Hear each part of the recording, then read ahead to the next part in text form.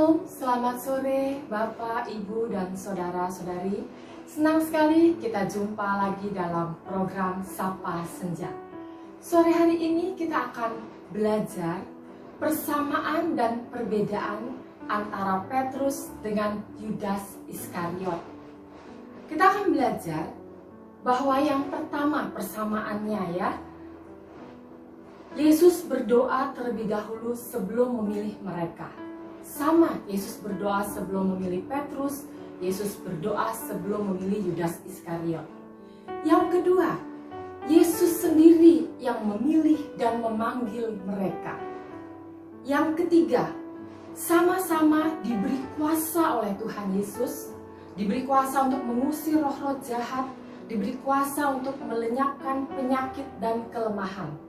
Ini terdapat di dalam Matius 10 ayat yang pertama. Kemudian yang keempat, sama-sama selama 3,5 tahun bersama-sama dengan Tuhan Yesus. Selalu bersama-sama Yesus dalam pelayanannya.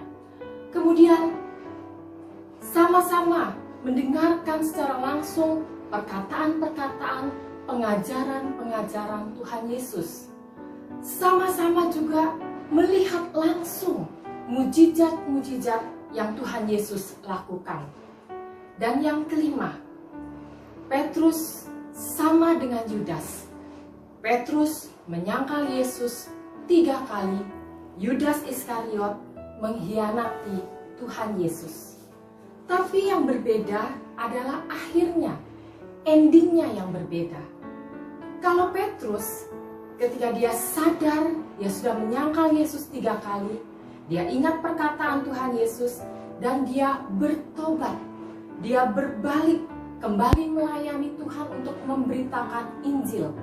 Dan kita tahu dari Alkitab, bagaimana banyak mujizat yang Petrus lakukan. Mujizat-mujizat kesembuhan. Bahkan bayangannya Petrus saja bisa menyembuhkan orang sakit. Kemudian Petrus membangkitkan Dorcas yang sudah mati. Di akhir hidupnya, Petrus dikenal sebagai rasul yang luar biasa dipakai oleh Tuhan untuk kemuliaan bagi nama Tuhan. Sedangkan Yudas Iskariot, sama, dia menyesal ketika dia sadar dia sudah menjual Tuhan Yesus. Dia menyesal, dia mengembalikan 30 keping uang perak yang dia terima. Tapi kemudian dia mati gantung diri.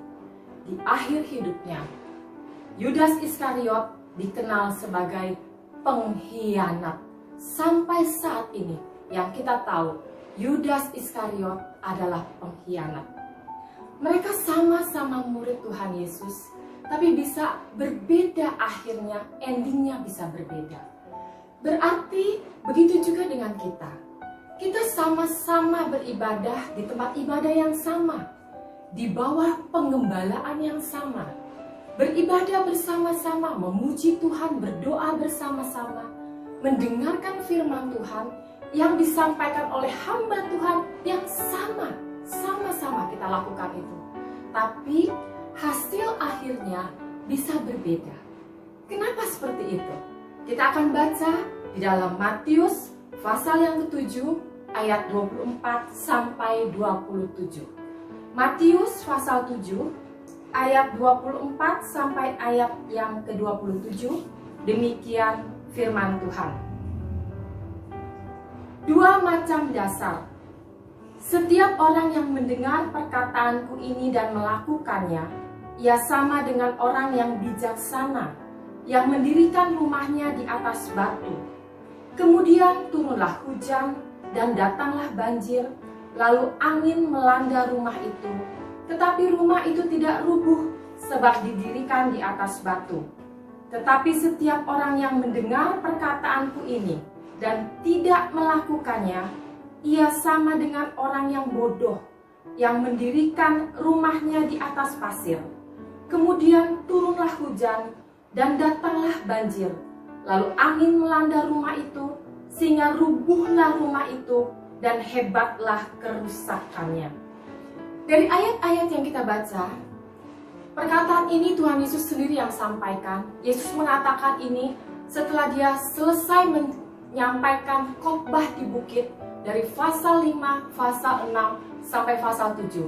Dan Yesus mengakhiri khotbahnya dengan perkataan ini, bahwa ada dua macam orang. Ada banyak juga persamaannya. Yang pertama, sama-sama mendengar perkataan Tuhan Yesus.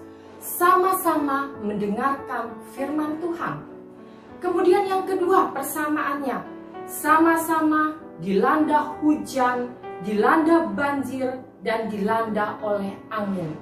Jadi bukan berarti kalau kita belajar firman Tuhan, kita tahu firman Tuhan, kita tidak akan mengalami banjir, angin, hujan, tapi kita tetap akan mengalami ini.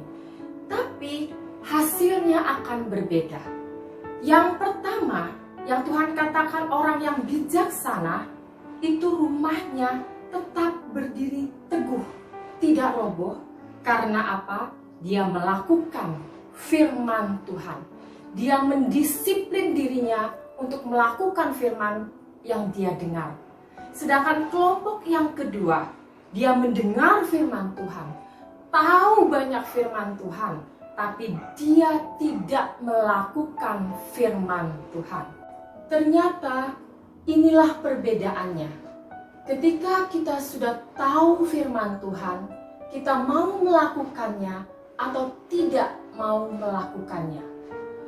Banyak tahu firman Tuhan, tapi kalau kita tidak mau melakukannya, kita akan menjadi seperti imam-imam, ahli-ahli Taurat, orang-orang Farisi, dan orang-orang Saduki.